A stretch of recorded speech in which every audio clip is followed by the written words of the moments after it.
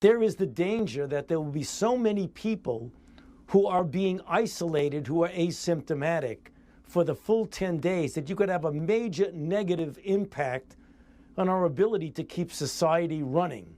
So the decision was made, although it's not completely risk-free, of saying, let's get that cut in half. That was Dr. Fauci defending the CDC's redrawn guidelines. Joining me now is trauma and emergency room doctor, president of Victory Health, Kelly Victory. Also with us, Northwell Health internist, American Board of Internal Medicine certified doctor, professional member of the New York State Westchester County Medical Society's Frank Contessessa. Dr. Frank, Dr. Victory, thank you so much. Dr. Victory, in your opinion, do the new CDC guidelines align with science? And if so, why did it take so long to come up with what seems like common sense?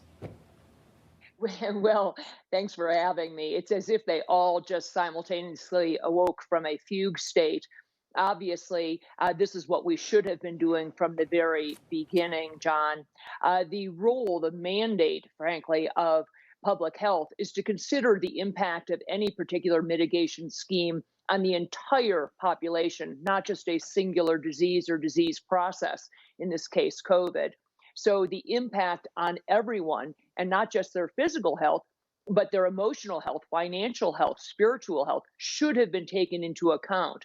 Instead, they applied with a broad brush, a one-size-fits-all fix to this. They had people quarantining unnecessarily for prolonged periods when those people were asymptomatic.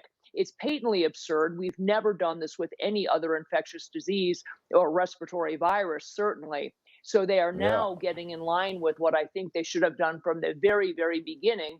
Unfortunately, they left a smoldering crater where our economy used to be and negatively impacted the lives of hundreds of millions of Americans unnecessarily. For sure. Dr. Frank, Omicron is surging, supposedly, but hospitalizations, deaths remain comparatively low. I think I only know of one reported death from directly Omicron. When is it safe, Doc, to say this is no longer an emergency? Well, I think we're pretty much there now. You know, cases are skyrocketing. Don't panic when you see the case numbers go up. You know, the news likes to sensationalize things. You're going to see headlines, cases up dramatically, you know, hundreds of thousands of cases. It's going to happen. It's happening right now. I think this is the beginning of the end, and I really hope that that's the case. You know, the death rate is flat. Hospitalizations have ticked up just a little bit, but not in comparison to the caseload. So when you see the statistics say that cases have skyrocketed, we're not seeing a proportional increase with hospitalizations and thankfully deaths, even though the numbers have gone up just a little bit.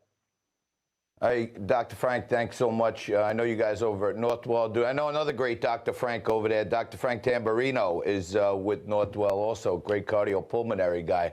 CDC now advising Americans not to travel by cruise ship, even if they're vaccinated. I thought the vax meant no masks and we're free. Well, clearly, you know, go ahead, Doctor. You can go take it, Doctor. Clearly, the vaccines are not behaving or performing the way we were told they would. We were told initially that they would be 96, 97% effective in stopping people from contracting the virus. We know that's not true. Then we were told it's because you needed a booster. Then we know that that doesn't actually stop people from contracting the virus and certainly doesn't stop them from spreading it. We now have 86 cruise ships, all 100% vaccinated. All the crew, all the staff, all the passengers are vaccinated.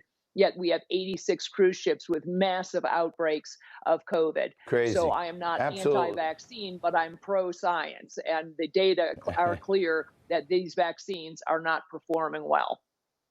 Got it. Hey, Dr. Frank, final word here. Twitter just suspended the account of a veteran virologist, Dr. Robert Malone. He played a key role in developing these mRNA vaccines.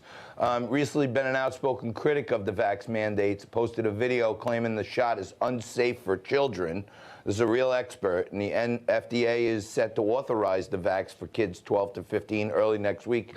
Is this concerning, Dr. Frank? John, it's very concerning, and I'm actually glad that I got this question. I'm familiar with Dr. Malone's work. I've read quite a bit of it. And do you know why I've read a lot of his work? Because that's what scientists do. I try to take in as much data and information as I can so that I can go to my patients and give them the very best advice that I possibly can. Dr. Malone is a respected scientist, and whether his theories are right or wrong, he deserves a voice. He deserves a voice. I happen to agree to some degree with his views on the vaccines with children. Whether the vaccines are safe or not, really, we're not quite sure yet, and neither are they, because they haven't been out long enough. Normally, with a new vaccine, we look at it for like 5 or 10 years. So for them to come out and say, oh, the vaccines are perfectly safe for children, they may be, and I really, truly pray that that's the case. But nobody really knows for sure. And if you look at a risk-benefit, every decision in medicine is a risk and a benefit. The risk of COVID to a healthy child is pretty close to zero. The risk of the vaccine, to me, is unknown. But I think the greater than sign still kind of goes to the vaccine for a healthy young child. That's just the way I see it. Got it. Hey, Dr. Frank, Kelly Victory, Dr. Kelly Victory, Dr. Frank Contessa, thank you so much. Really appreciate it. We got to have you back.